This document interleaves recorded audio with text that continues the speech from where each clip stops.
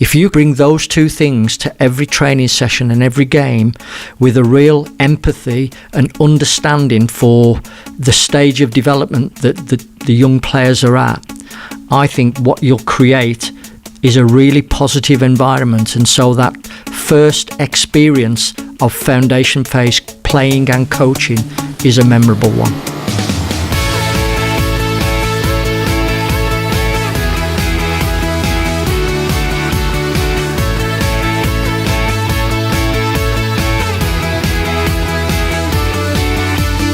Welcome to the Liverpool FA podcast. Our aim is to provide regular insight from a variety of experts to help you in your own football journey. We'll do it through interviews, roundtable discussions, and by linking to other resources to help support you. For more information about each episode, just tap the album art, which will provide you with more about our guests and links to further content. In this episode, we talk to Martin Dighton and Pete Sturgess about the recently launched England DNA Foundation Phase document, which is the FA's playing and coaching philosophy. Martin and Pete have got masses of experience of working with players and coaches, and we wanted to have them tell the story of what the England DNA is, how they've put this resource together, and how it will benefit coaches and players. We think you'll enjoy this if you're a coach or a parent involved with the younger age groups. If you want access to the resources that the guys speak about, just go to hivelearning.com/theFA and join the coaching community for free. And from there you'll find the England DNA Foundation Phase. Just a couple more things before we get started. If you're a coach in Liverpool, then next year's course programme is on its way and will start to go live on Friday. That's the 17th of November. And this includes levels 1 and 2, as well as safeguarding children, emergency aid and welfare officer workshops. And lastly, the FA Grassroots Conference is being held down at St George's Park on Sunday 3rd of December. And guests this year will include FA Technical Director Dan Ashworth, England Women's National Player and Coach Developer Marianne Spacey, Paul Simpson, who's the England Under-19s coach, and Under-21s coach Adi Boothroyd. For more information about this, tap the album art and see the link in the show notes. So that's all for now, so enjoy this one with Pete and Martin. Great to be here, thank you. Thanks for inviting us. If you could just summarise for the listeners briefly your role here at the FA, what that entails, what a kind of typical week will look like in your lives, that would be great. I lead on all things foundation phase at the FA. Foundation phase being 5s to 11s or 5s to 12s, however you want to divvy it up. No 2 weeks are the same. There'll be a mixture of Advanced Youth Award, supporting coaches in the clubs, both in grassroots and the professional game. And really, for the last 16 months, a major priority has been the generation of our DNA work in that foundation phase. My role within the FA is a regional coach development manager in the South West and West Midlands. Kind of average week for me is delivering courses, level 1, level 2, and from August into UEFA B. But actually getting out and working with coaches one-to-one with them and their players to give them more in-situ support and guidance. So yeah, all things coach education really. Thanks, Martin. So the reason why we got you both in and on the podcast this evening is June now, July next month is a real significant moment, if you like, in, Pete, you've already mentioned our England DNA. So if you could explain to listeners who perhaps aren't necessarily familiar with what the England DNA is and maybe a little bit more about why we're around the table tonight. Yeah, there's been quite significant changes at the FA, particularly in the technical directorate department. Since the appointment of a new technical director, that had obviously big ramifications for how the organisation was going to be structured as we went forward. Luckily, there was a real need, or they recognised a real need, that we needed much greater clarity on the direction that we were heading towards, and out of that came this concept about the England DNA. About how we coach our players, how we support them, what kind of players do we want to produce in the future, and all things related to having a real identity to our England teams. It was mainly focused on the seniors, 21s and the development groups that fell underneath it. And part of our job was to look at 3 phases of the game: in possession, out of possession and transition, and come up with some really big headline statements that could apply to those 3 areas, but also across the phases. So we've got the same headlines whether you're in the foundation phase, the youth phase or the professional development phase. Having those 9 headlines, the age-specific stuff that falls out of it really comes in the descriptors that lie under the headlines. But we wanted a really consistent approach that ran right through the phases. That was 3 years ago. Part of my role was to say, well, for coaches, both in the professional game and in the grassroots game, who wanted to support the England DNA, what does that look like within the foundation phase? And that's what we've been looking at and working towards, over the last 16 months. Right. Tell us, if you can, a little bit more about those 9 headlines and maybe break down some of the detail that sits within them, Pete. And then what we'll do is go into the process of and the detail around the more specific foundation phase. Some big headlines was around staying on the ball and mastering the ball, because I think there is a real desire within the foundation phase period to actually get the game looking like the adult game very, very quickly. For me, that's a mistake, and it misses out and it grabs time that could be spent on really honing that mastery of the ball, mastery of the body, and then mastery of the decisions that you have to make. You cannot compromise on that. So our staying on the ball statements and our mastery of the ball statements are really, really important. The foundation phase is also a great period for creativity. So another one of the headlines is about seeking creative solutions to the situations that the game throws at you and maybe a coach puts you in when you're developing. So they were really important. And then we didn't want to neglect the actual passing aspect of the game. So we talk about combining creatively with your teammates. For the in possession, we've got those 3 headlines that run right through the 3 phases. But obviously, the implications underneath each one change slightly as the players get older.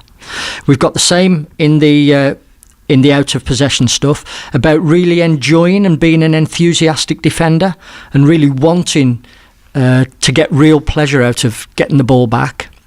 It's about understanding your role, both as an individual defender if you're 1v1, but also how you can support your teammate if there's 2 of you. In the foundation phase, if we can get real clarity on that, that's as much as we need to do to hand the players over for the next bit.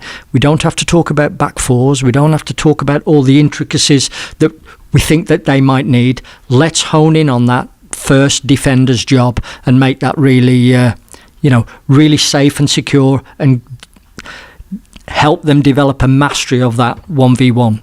As soon as you can dominate the 1v1 with the ball and without the ball, I think you've got a chance. We cannot compromise on that. When we go into the transition phase, it's more about being attacking quickly, making good attacking decisions, and making good defensive decisions and reacting quickly to those changing moments in the game. And again, those headlines run right the way through. Thanks, Pete. Martin, talk us through your involvement in the process here. So this is a significant piece of work. How did you become involved in it? Tell us a little bit about the story that you've gone through with Pete to produce this foundation phase document. Yeah, sure. The first I heard about it was a phone call from Pete, suggesting that he'd been asked to, and he'd sort of demanded, I think, as well, to start looking at this part of the DNA. A really important, vital part, and would I be involved? And of course, opportunity was never going to turn away.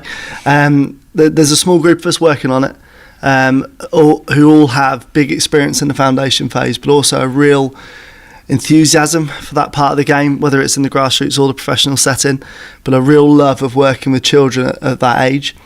And it was then a case of, what do we want it to look like? And that started in around about March 2016, and we're still going on it now. So huge opportunity to be part of, and something that's taken a huge time to build as well. Just our small little group, but constantly trying to bring in experts and other areas of the game to back up the work we're looking to develop. How do you begin to formulate a plan such as this, that we're pinning our hat on what exactly we think that the experience a foundation phase player should have as they go through those years? How do you start to formulate that plan? I think it began with us locking ourselves in a small room for a couple of days. And I wouldn't say it was an argument, but there were debates, and like I said already, it's something we're all really enthusiastic and passionate about, and we brought many opinions with us, I think it's fair to say. But very quickly we started to realise that it was just different wording. Our opinions did actually really link together. We were meeting 2 days a month initially, and it really was a case. I think for the first couple of months, I don't think we actually got anything down on paper. It was looking at footage on the TV of kids playing their game, not the adult version of the game, as Pete's already said, their game, noticing things like just how often transition happens. Now, we all thought there was a lot of transition in the foundation phase, but when you actually watch a game and watch a game properly, it's more than you ever realise.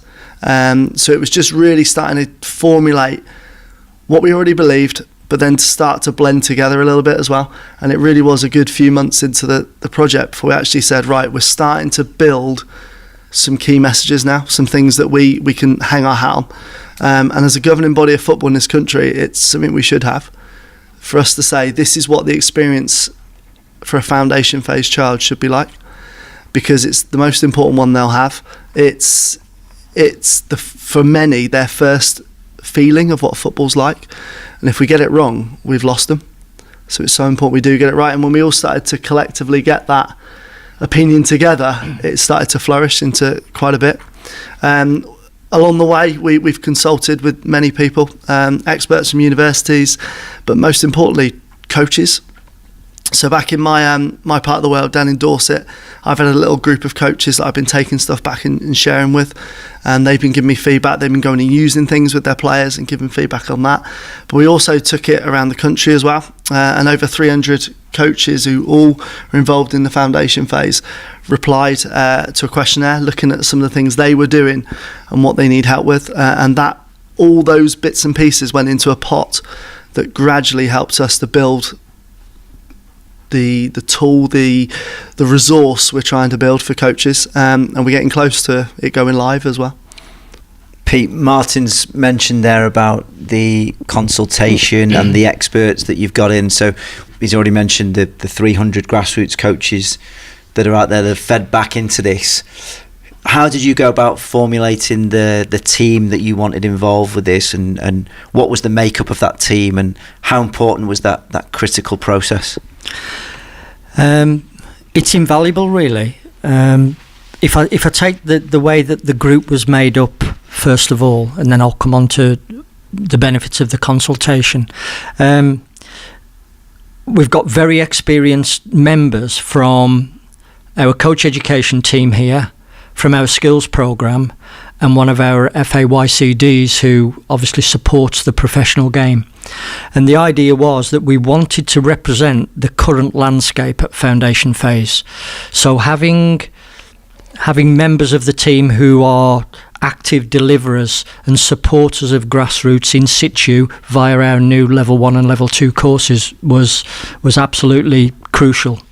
One of the other members, Jamie Pittman, has been a shining light within our skills programme for almost a decade, and you cannot put a price on the kind of experience that kind of coach and that kind of person brings to the table. Matty Joseph was our other consistent member, and he supports a cluster of academies in the development of children within a slightly different environment to the one that you might find in grassroots. So we wanted that blend of experiences and blend of really personalities, because we've all got strong opinions. And as Martin alluded to, the more we spoke about it, the words might have been different, but the actual direction that we all wanted to go in was quite consistent, and it became clearer and clearer. if we'd have left it at that stage and just said, well, these are our opinions, I think it could have been open to a little bit more scrutiny and challenge. So I think bringing in the kind of people that we have, we've had our four corner leads in. So we've had our social corner lead come in and check the work that we'd generated around the social corner, and we did the same within the psych and the physical corner. We thought we'd got the technical side pretty much boxed off, but we needed to make sure that the direction we wanted to go in really met with the approval of, you know, those other experts that we wanted to bring their knowledge and experience to this project. And it was great, because in a very short period of time we had almost constant affirmation of what we'd generated, even though they hadn't been as involved with us in the process. So that gave us a bit of confidence to say, I think we're on the right track here. You mentioned about those leads who came in to challenge and check around the four corners. Can you start to give us a little bit of a detail of what we can expect when this goes live across those four corners? So if I'm a coach working in foundation phase out there, and I'm looking at the FA, what are the priorities for me working with my players across those four corners? Yeah, I think if coaches take the time to look, there's a lot of information on there.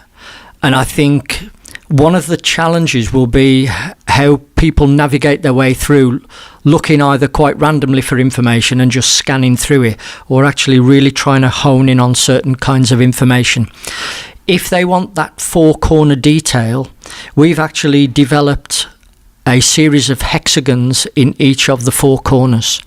And those hexagons cover the why, the how, and also the what.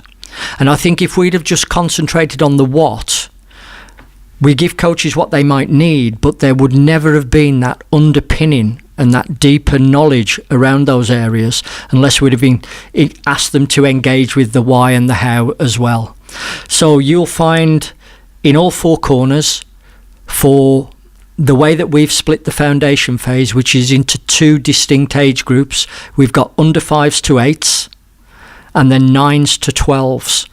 And you'll find four corner detail for the why, the how, and the what, and what we think are the real issues relating to young player development within those four corners. So, but you have to take the time to find it and then really begin to engage, and then think, well, if those are the key issues, what does that mean to me when I'm working with my group, and what content and information lies within the resource to actually support you if you want to work towards those key areas.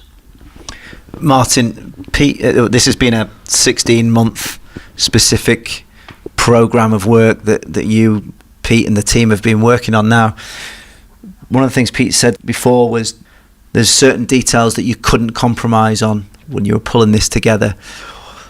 What were some of the challenges that you've gone through throughout this process to arrive at the point that you have done? The number one is that the child is at the centre of everything. They're a child first. You know, Pete alluded to player development, but it's a child that we're working with in that player context. So we've kind of got three big messages. It's about the child, number one. It's about the sport and the physical activity they're going to play, which in our case is football, amongst other sports that we hope they play too. And then linking the two together. So recognising what children bring, that's an absolute non-negotiable. It's not about trying to force children to do the things we want. It's about recognising they bring things with them. So for example, for the majority of children, when they lose the ball, the first instance is to run and try and get it back. And in the adult game, that's called pressing. In the kids' game, it's called chasing after the ball and try and get it back. So let's go with that a little bit and not worry about defensive shape or back fours, as Pete said earlier, but actually help them to be a better defender trying to win the ball back. Defending was an interesting one that came up, and something we talked with around coaches. Is defending the wrong word in the foundation phase? Now, that does not mean we don't believe in defending. I think that's really important. And the 9 headlines that Pete's already talked about and the 3 out of possession, it's vital. But actually, for some children, the word defender turns them off.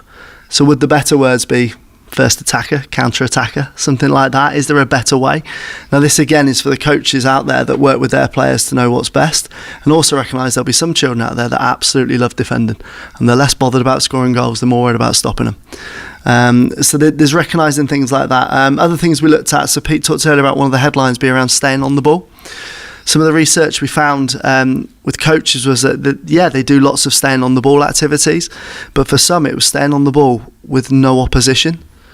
Well, that's not really staying on the ball. Staying on the ball means you can keep it when someone's trying to take it off you. So again, what do children in the foundation phase ages want to do? They want a ball. They want to be playing with the ball as much as they can. But also the number one question they ask is, when are we having a match? So if we can meet the two together and make sure that the games they are played do have some opposition and they are relevant to the type of motivations they have when they come, we've got a chance of keeping them, and also making sure that that experience is one they don't want to ever stop. So yeah, big one for us, child, the physical activity and the link between the two are our big kind of messages. I'm getting the sense that the language that you've considered when putting this together is really significant. How important a role does the language that we use play in the development of young people? I think it's huge. We can't use adult terms on a child-based game, which is what the foundation phase is. So one example of that is pre-season. That's an adult term that just doesn't fit with anything foundation phase related. So we've put together a pre-season plan, if you like, that coaches can lift up and take off of the tool and take away. So it's getting ready to play. It's things like games you might play with them, and the whole tool is based around game-based activities for them, because again that fits with their term. Can we play a game? It's that sort of thing. Other things we've looked at around the power of play. We did a little bit of video research. I worked with a couple of under-8s teams, videoed them playing in a match, and then said to the coaches, do you mind if we play a third half? And once we'd worked out what a third half was, we actually stepped back as adults. Parents sort of gradually wandered off towards the car park, and I just left the video rolling as the kids played a load of World Cup Wembley games, all mixed up, two teams all mixed together, so loads of chance for social. And then when you watch the video back, and I watched it back with the two coaches, the children were different. The children didn't act like they acted during the competitive game, which is what it was to them, and of course it was to the adults around. They were trying things that they wouldn't have done earlier. They were sorting out conflict for themselves. They were dealing with rules. They were refereeing their own games. They were working out fair teams. So if a pair were dominating, they'd mix the pairs up and start the game again. So actually, when we let children do childhood-friendly games, they come to life rather than forcing an adult term onto them. So that was a big part of the way we tried to look at communication and language in particular. A lot of coaches out there might be in that situation where I'm lost, I don't know what to do, where on earth can I go and find something that's going to help me to just survive this evening's session? Is there anything that will help us within this within the plan? Yeah, definitely.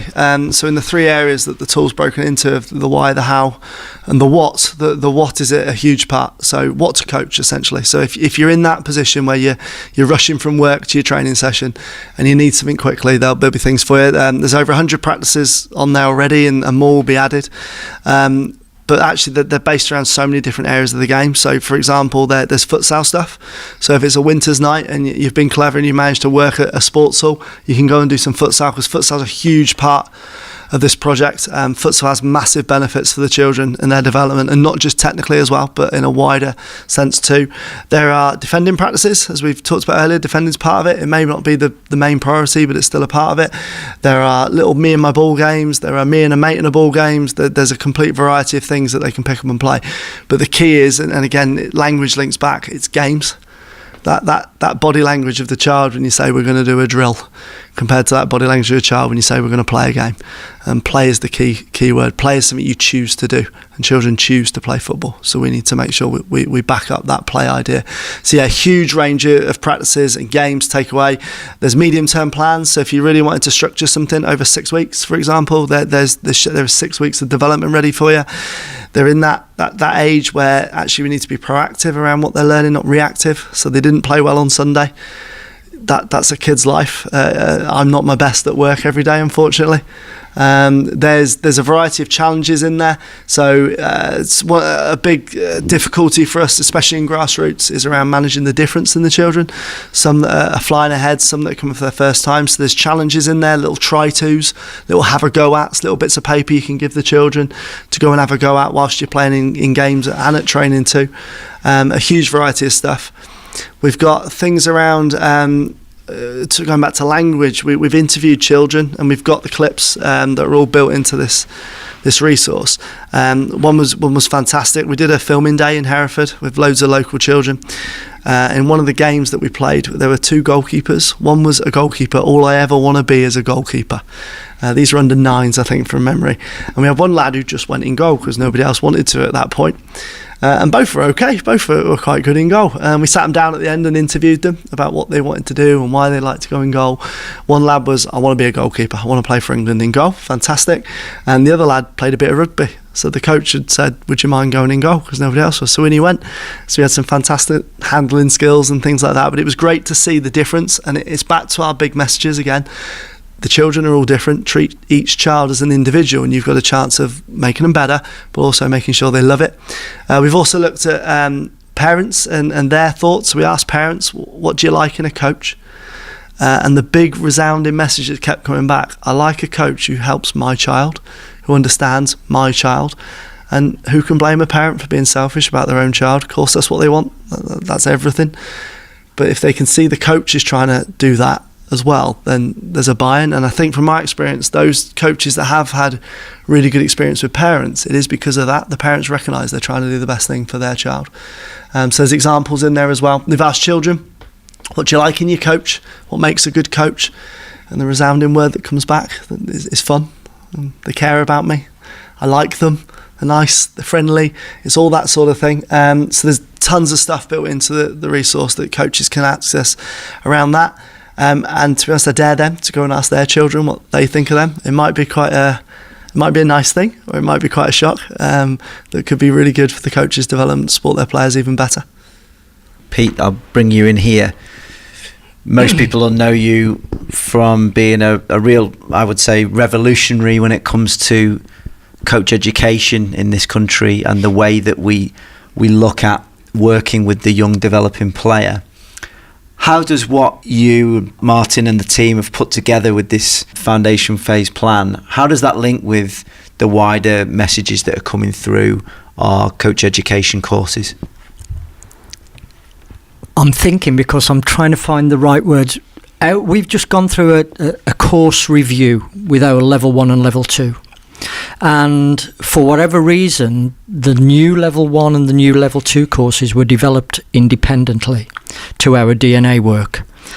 But because I think the FA has now got a clarity about its coach education in a way that it may not have had in the past, there's a real link, relationship and synergy between what we've developed in the DNA and all of the key messages that are now coming out through our new level 1 and level 2.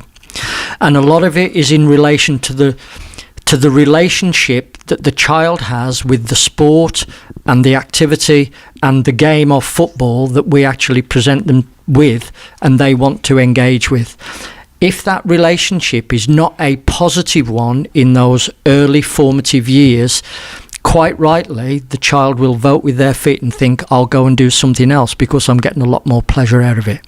So there's a real reason why we put enjoyment and excitement and a real joy of playing quite high in the priorities of working with foundation phase children. We have to hook them in.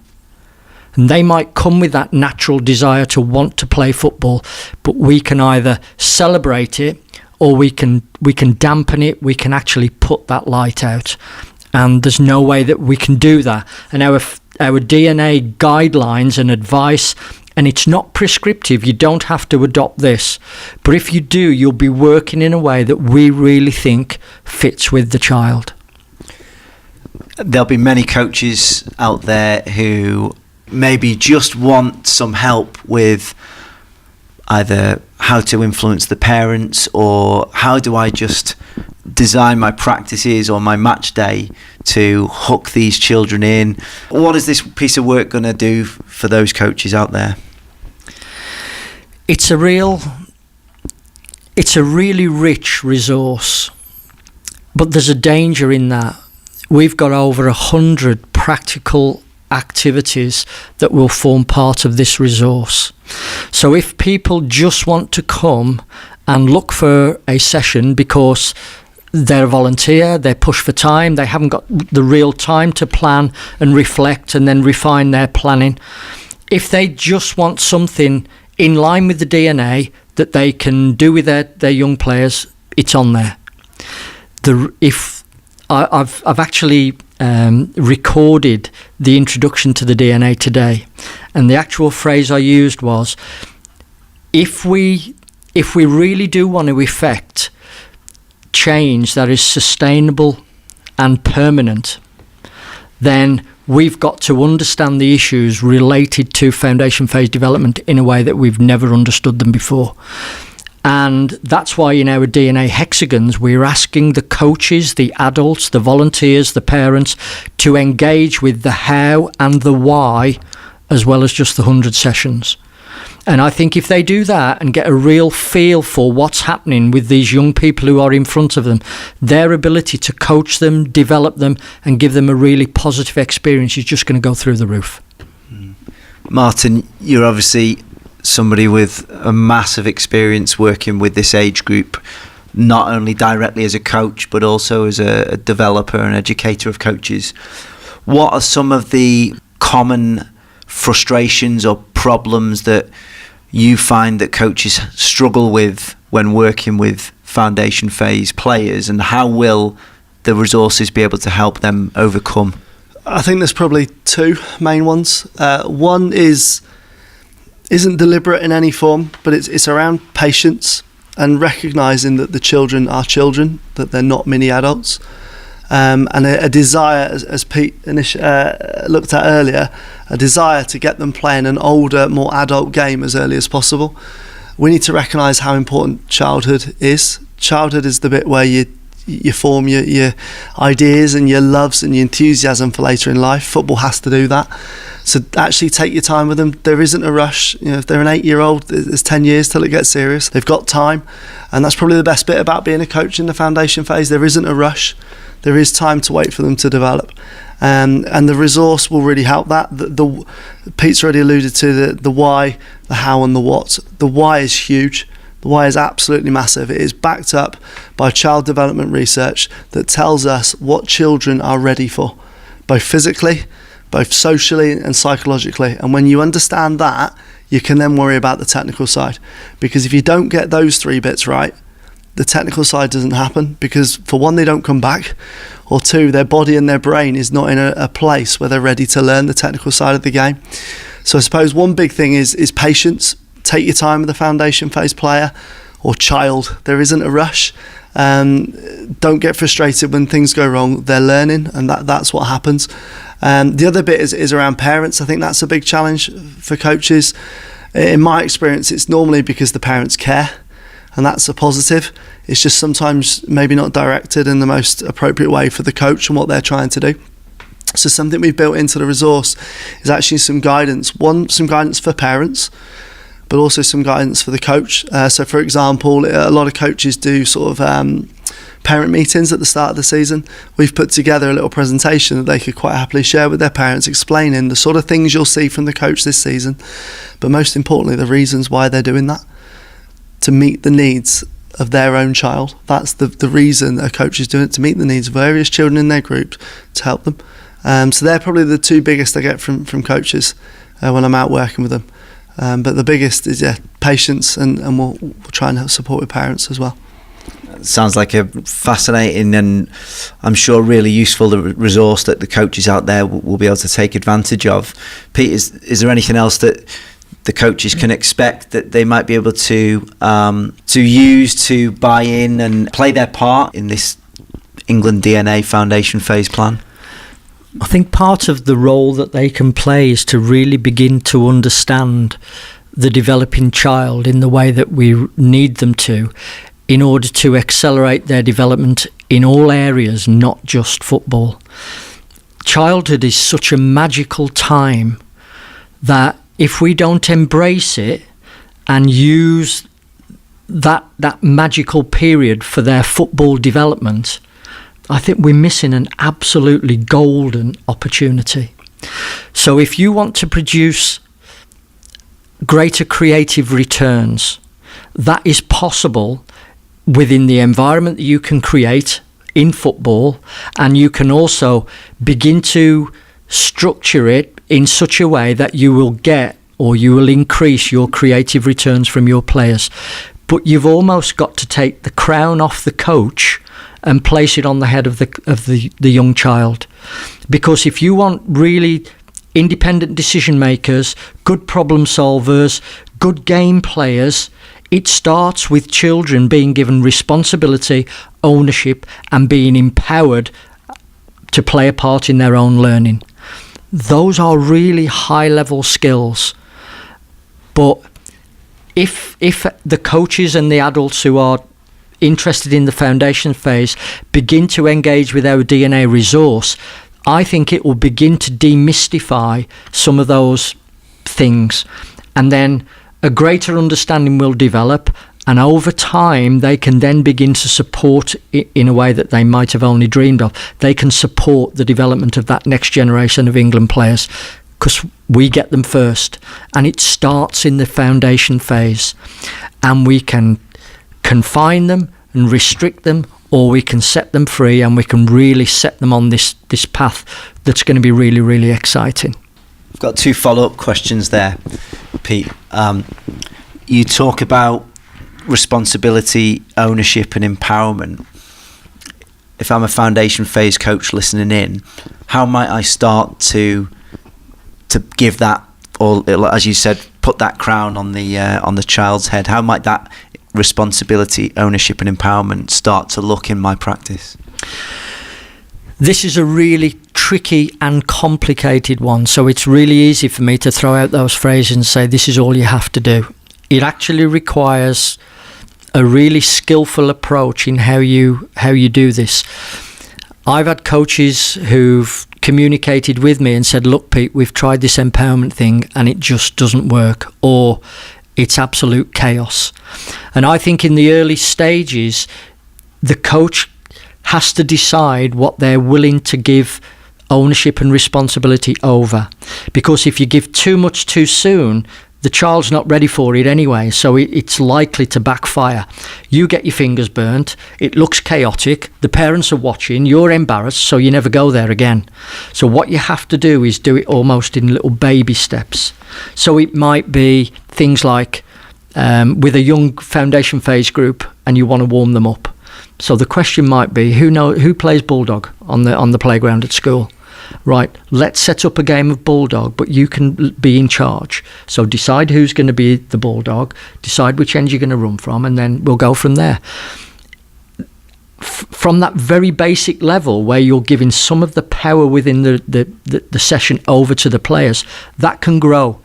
And once they grasp that they are an integral part of this whole learning process, they'll be ready for more. And then you can begin to give them more ownership. So let's think of a way that we can adapt this game. How can we make it more challenging? How can we make it, a little bit easier? Because this is quite tough. And then work with the children's ideas, however random they might be. And that's where Martin's point about being patient is. Because if you don't get the answers you want and you disregard them, the kids are going to quickly work out that you might be asking the questions, but you're not really bothered in the responses because we've given you some and you haven't gone with it. So this is a really complicated and highly skilled concept that we're trying to get over, but it has to start somewhere. And with you taking a risk and just letting a little bit of the power go, I think it's a great place to start. And second part of the question, I have to be careful how I word this. You're one of the most experienced coaches that I know. What are some of the differences that you've seen later on in the young person or player's development when they've been brought up in this environment that encourages creativity, responsibility, ownership and empowerment? One of the biggest areas is their ability to reflect, because part of giving ownership and responsibility also sends out a message that I trust you, and I know you won't. I know you won't take this responsibility and misuse it. So, as a way of building a real relationship between you and the player or players, built on trust and respect, giving some kind of ownership to the players and responsibility is a great place to start. Once you've built that trust, then the honesty that begins to come out when you work with them to reflect and just review on how things are going, I just think it's one of the best things ever. But it's all based on trust. So when I said it has to start somewhere, every relationship begins from just almost a germ, and then it grows as you build that, relationship and partnership with the player. So it is really worth it. It might be a struggle in the early weeks and months, but it certainly is something I would ask coaches to persevere with. Martin, how long do you think it will be before we start to see this plan starts to bear fruit? It's the $1 million question. It comes down to how the game really believe and start to buy in. But our big belief is that if you put the child first, you're on the way to doing that. I mentioned earlier a foundation phase child, so from under 5 to 12. It's years before we may see that in the England side, if that's the only sort of quantifiable way of looking at success. But also look at the players. Pete's talked about trust. I can think of children I've worked with in the past. You see them grow as people. And when they turn up at training saying, I've been away practicing this, can I show you? And they've gone from being a child that was quite introverted, quite unsure of themselves, quite worried about coming to football, is suddenly arriving wanting to show you something rather than the other way around. So it depends how you define success, I suppose. But if you want to be a DNA coach, if you like, if we can coin that term maybe, and you buy into some of this sort of stuff, as Pete said, it might be tough initially when you do try different things as a coach. That's scary, but it's about learning and getting better. And if we're doing that, then the kids are probably going to be doing that too. Pete, is there anything else that you want to get across to the coaches that are listening in with bated breath? I think one of the big things is that because we are experienced, that one of the worst things we can do is not really accept how difficult this is. And we've all been on such a long and convoluted journey to get where we are. It would be really remiss of us to say this is all you need to do, because it is so much more than that. But within the resource, I think there's lots that coaches can hook into, try to understand, and then the acid test is taking that and just seeing what it's like within their domain, within their context, and with the players that they work with. Be prepared to be humble, to accept that, just like the players, that we will make mistakes and we have to learn from them, but in learning from them we're gonna develop and get better, ourselves. So I think that's a really important process, and we're almost reflecting as coaches what the journey that the players are going through as they're learning the game. So I think it's really important. This is not easy. Working the DNA really demands that you not only know the game, but you also have a real affinity and understanding of the young child that's in front of you.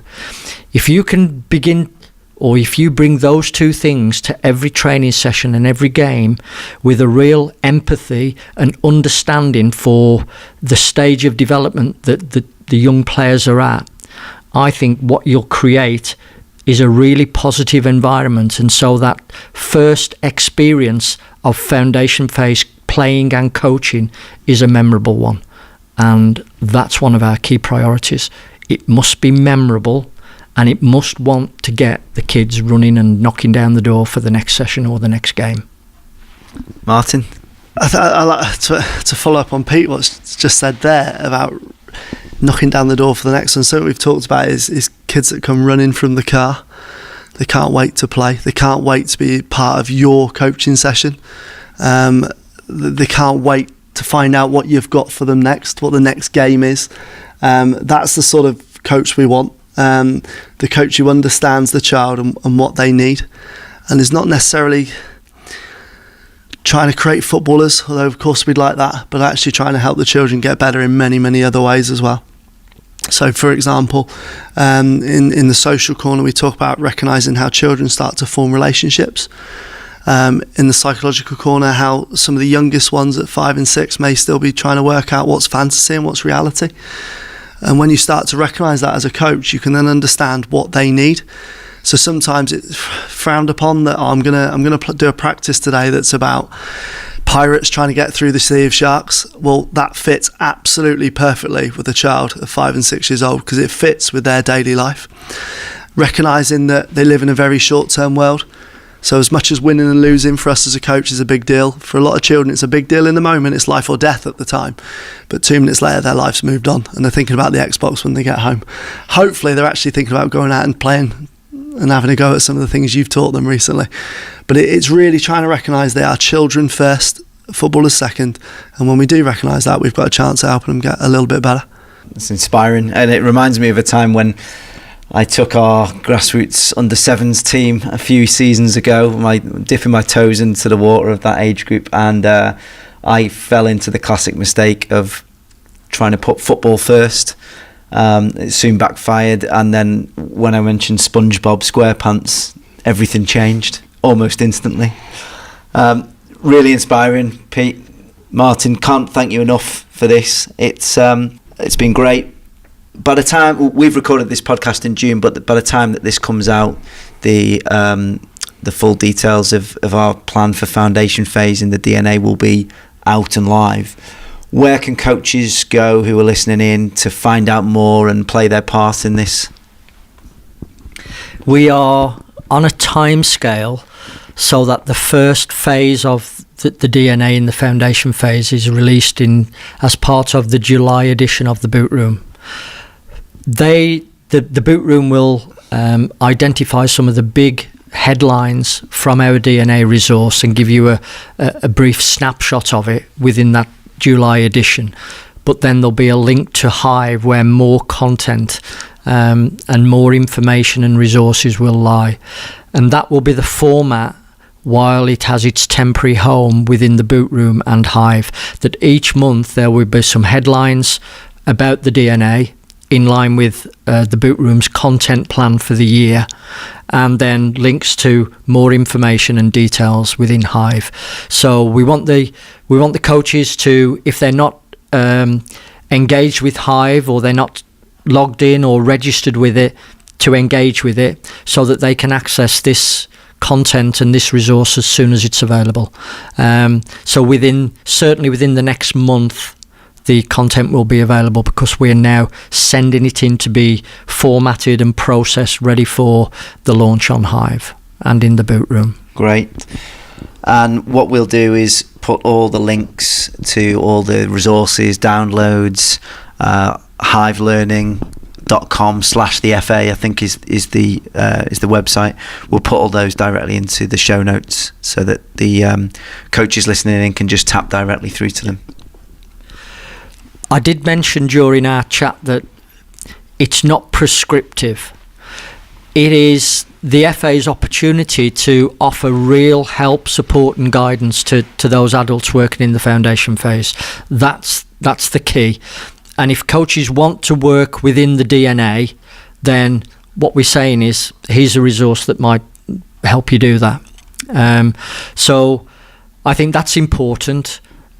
But it's not the finished article. This is going to be a continual project for us, certainly for me, for the foreseeable future, because the game changes, there's new research, and we're trying to keep it in line with the latest research, and we want to add to this so that it becomes really content rich.